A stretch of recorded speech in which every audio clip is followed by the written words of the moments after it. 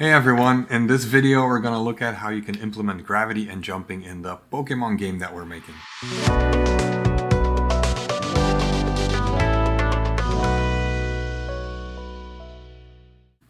So at the end of the last video we had the character moving around with WASD, but there was an issue if you went on higher terrain, because without gravity we are never falling down to the surface. So let's fix that. Let's get back to our code. And the first thing that I want to do is I want to keep track of the velocity of the character. So we're going to make a variable for that. And it's going to be a private one because we're not going to access it from many other spaces. And it's going to be a vector 3 because we want to mess with the y-axis. So let's have a private vector tree called velocity. Here we go. And just, yeah, the serialized field is... Writer is keeping these separate because this has a serialized field to it, and it just makes it a little bit clearer, and honestly it doesn't bother me that much.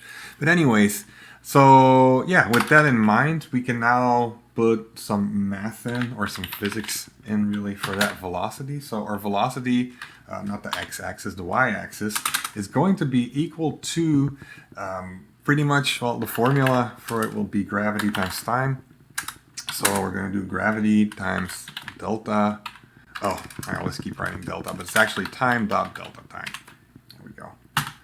And as you can see, Ryder is telling us gravity doesn't exist yet. Let's make that a variable as well so that we can mess with gravity if for some reason we want to put in a different number later. So we're going to declare a float named gravity, and it's going to be equal to minus 9.8, which, you know, that's what gravity is in real life. So 9.8 meters per second is what you will be falling down.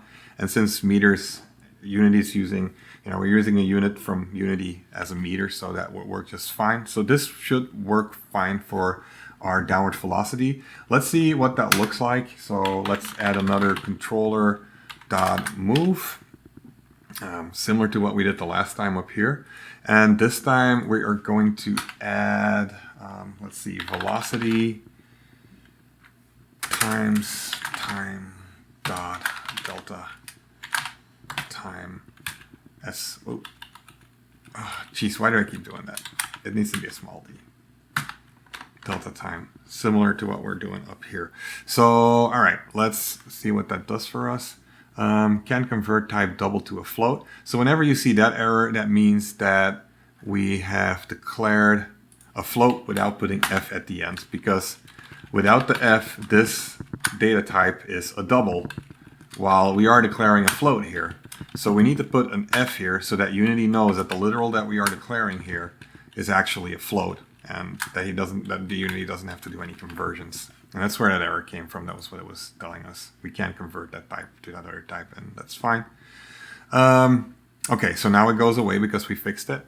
And let's press play and see if this works. All right.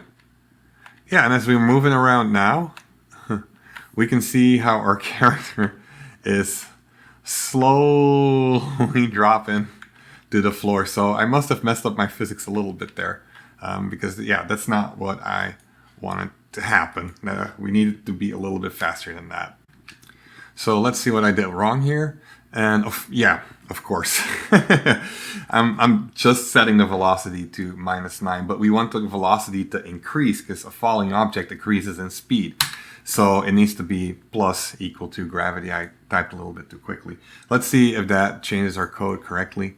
And the reason why I'm not editing these things out is, as you're coding, like, I want to be honest about it and not pretend like I get everything right exactly the first time. So here we go. Let's see if this works. Okay, so yeah, that looks a lot more gravity-like. Now, one thing that you might notice is that our character is floating a little bit already. Now, that's not really a math issue that we are facing here. That's actually an issue that we have because I didn't set the settings of the capsule collider for the character. And if we look at that, let me open that up so I can show you what's going on here. So if we look at the character controller, there's a couple of features here, and I only set the ones for, I believe, radius and height. But if you look at, for instance, slope limit, that will limit the collider to only climb slopes that are less steep. The step offset will have characters step up stairs if you know, the values match up well. And the one that is making it so that we are kind of floating, that's the skin width. So the skin width, it can help with jitter, but it also will make it so that there's a little bit of an exterior layer to the capsule. So if we make the skin width a little bit lower, like 0.01, that will make the capsule put less space in between the floor and the character, and that looks a little bit better, I would say. All right. So yeah, so far so good. We're moving around. We have gravity now, so let's implement some jumping.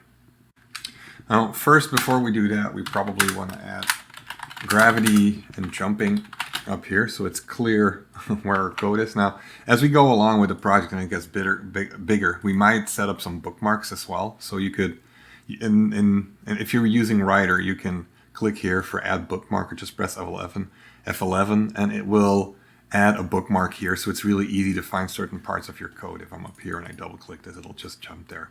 So anyways, it's just a little feature that I wanted to highlight.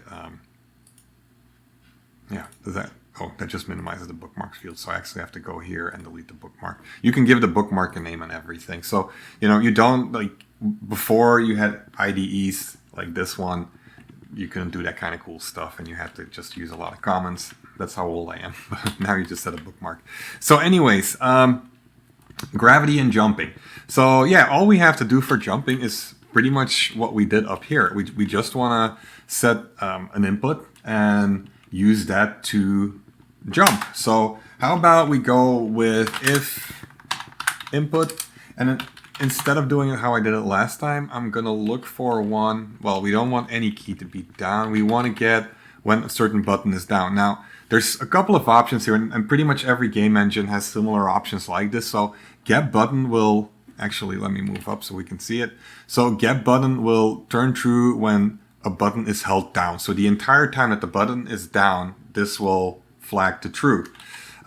Get button down will only be triggered when the button is pressed down on that specific frame. It will trigger, while get button up will happen when you release the button. So for a jump, I think get button down is what I typically prefer to use. Some, like for certain actions, a button up is better, you know, if you want players to be able to cancel and stuff like that. But for this, that should be fine. And the same principle applies here. These come from the input, which I've already discussed in a previous video. And with that, like, yeah, so if we press that button, we are going to do a jump. And our jump is going to be velocity again. Y equals to, well, I'm going to have to look up the math for that. So yeah, this is a web page. I'll provide it to you as well in case you're interested, with a couple of formulas. And I think velocity with respect to displacement will work fine. So our velocity is pretty much the square root of, well, the quantity that we're going to go up. So yeah, that works for me. That's simple enough. So all we have to input here then is we need a variable, and that might be a variable that we actually end up playing around with a little bit as well. So make it a public float that we're going to call jump height. And let's say, I believe jump height for a standard human being is about 2 meters, like the distance that you would have without gravity. We're not jumping 2 meters, obviously, but you know, the entire displacement that you would have if gravity wouldn't be impacting you should be something like that. I watched a show on NBA players jumping at some point in the kind of force that generates. So yeah, just a cool little factoid. But so our velocity y can be, what was it? It was the square root. So for that, we can use the math functions that come with Unity. So mathf. And we want the square root. So here you can see a lot of cool stuff, from logarithms to clamps, but also square root. And we want the square root of the newly created jump height. Now, if I'm going to run it like this, I think we're going to get that error again. No, I put the F here. Great. So yeah, this should get us jumping. Let's see what happens. I mean, I already know one thing that's going to be an issue. Can you guess what? You can pause the video and think, like, what will go wrong here? Now, I'm not going to tell you what is going wrong until I actually see it, because maybe something else will go wrong and I'm not anticipating. So I'm moving about, jumping. And yep, just as I expected, we can infinite jump. But our jump in itself looks pretty decent. Like, you know, a pretty average jump would be about, I don't know, for like 15 to 20 inches or something. So I think that's about right. No, inches are not that, that easy for me to fathom always because I'm European. But like, this works pretty well. So yeah, let's get rid of the infinite jump. How do we do that? So let's unplay this thing. And to do that, we are going to need to figure out if we are on the ground or not. So how do you figure out if the character is on the ground or not?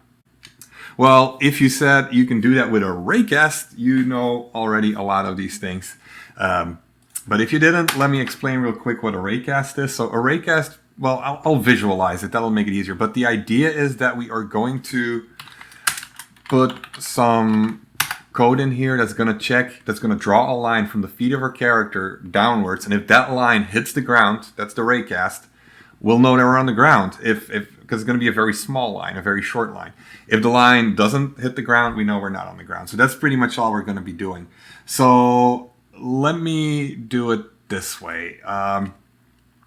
First off, let's draw a way to visualize this. So if physics, so I'm going to do a raycast. Raycast. Now there's lots of different options. A raycast is a method or a function that's overloaded. So it's going to return a Boolean, but there's all these different options that you can do depending on what input you want and what output you want. And what we would like here, we want to do a raycast. I think it's this one. The one that is going to take a vector as the input, because our feet are literally the reference point for the character. We then want to point a certain director with a unit vector. Then we want to output the raycast, the hip info of it. And, or actually we might not even need the hit info for this. And then we're going to have the maximum distance that we're going to send the raycast out to see if we are close or not to the ground. So this is pretty much what I want. So physics raycast will do just fine. And I love how it just reminds me what I need to type. So I think what I'm going to do is, because I don't need to output, so it's just going to be, this one here. I'm going to do origin, direction, max distance. So let's say my origin, that's going to be my player transform. Now, I haven't given it that name yet here. So what I'm going to do first is bring this up. And I want to put the grounded before everything else, because if in future code we're going to edit stuff with the movement and this is relevant, it's nice to just have this at the top. But we want the player transform. And that's where we're going to start our raycast from. And then we're going to get our unit vector, which is basically vector 3 down. So just so that we know that we're going down. And the distance that we're going to do, it shouldn't be a lot to know that we're on the ground. Let's say our distance is going to be 0.0, like 5. That's like 5 centimeters. So yeah, that works. And then put the F there, so that's a float. So yeah, I think this will send out a raycast. And what I want to do now is, if that raycast hits, I want to draw it. And there's a debug function for that. So we can debug dot, and then I already know what it's called. It's draw ray. And we need to do the same stuff in here. So we can do player transform. I just realized it has to be player transform position. We want the position because the player transform includes more than just the position. It also includes, well, it's not showing us, but the position is the vector 3 for the position. The player transform will include the rotation, the scale, and the position. So we want position for it as well. There's a starting point, and then our end point, we can just use the direction, I think, and just use vector 3 down again. So yeah, direction is in there. And then any kind of color will work. So this is a successful one. Let's go with blue because there's already a lot of green in there. So that's great. We need to close that here though. And yep, else. Oh gosh, I really messed up the code here. Else, like so, we're gonna turn it red. Right. Okay, so there's some debug code here. So usually what I do when I write debug code, I just write debug so that when I'm going to ship my game, I can take some of the stuff out and I can just make a nicer debug module in case I leave it in there. But I might delete it later, honestly, while you're still looking. So, and then we are going to create a variable to keep track of whether we are grounded or not. So grounded equal, well, actually, I'm going to declare it at the top because I like to declare my stuff at the top. So this is going to be a private one. So let's put it here. Private bool, so a boolean that's going to be true or false, and it's going to be called grounded. All right, and it's not being used, so it's still grayed out there, but we're going to change that real quickly. So grounded is going to be equal to, and here's where we're going to do our actual raycast. So it can kind of be similar to this thing here, I guess. So let's grab this. I mean, it can literally be the same thing. And actually, if we're using it twice, I'm gonna write code for it. I'm gonna make a variable. So let's have a private one for our raycast. Ooh. All right, private, and this is going to be a float again, and it's going to be ground cast distance. I'm not going to put more letters in that, and we're going to put it at 0.05. That's what I put it at there. Okay, nice and tidy. All right, and then, well, I'm going to copy paste it, save some time here. Here we go. And here we go. And then semicolon, so that Unity knows that we've ended our line there. And yeah, I feel like this could go together. I mean, although, yeah, that's not debug code, so let's do it that way.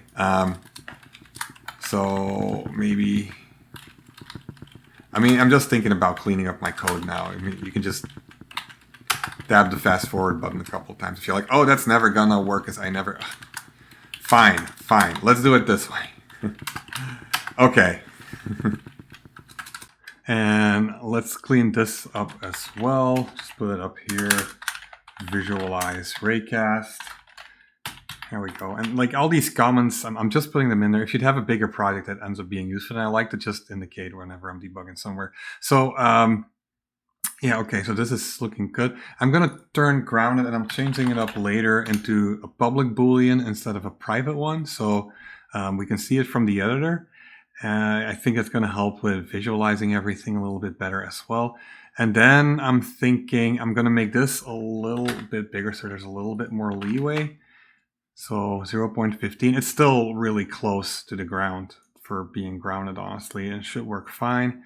And then, yeah, I mean, we could also, because that's why this is grayed out here right now, because we're never actually using grounded. We're only declaring it in the later point in our code. So if we want that to turn green, we can just turn it into grounded here. And that's actually way better that way. So anyways, I think, yeah, that should suffice. So let's get back to our Unity editor and let's visualize this raycast. So everything should still be working regularly, but when we're jumping, we're not seeing a raycast at all. So to see the raycast, all we have to do is, I think, click on the trainer and then click on the gizmos. And now you'll see that there is a line extruding from the feet of the player. And it's going from blue when we were within that 0.15 zone. So we're still grounded, as you can see here, to red as we go higher away from the ground. So you can use this to somewhat fine-tune what you feel should be a grounded setting. I think at this point 0.15 is clearly too large, but you can help it to visualize where the raycast should be set. So I think, yeah, my 0.5 seemed to be a better setting for this. So let's set it back to 0.5. Or 0.05, excuse me. And then let's play this again.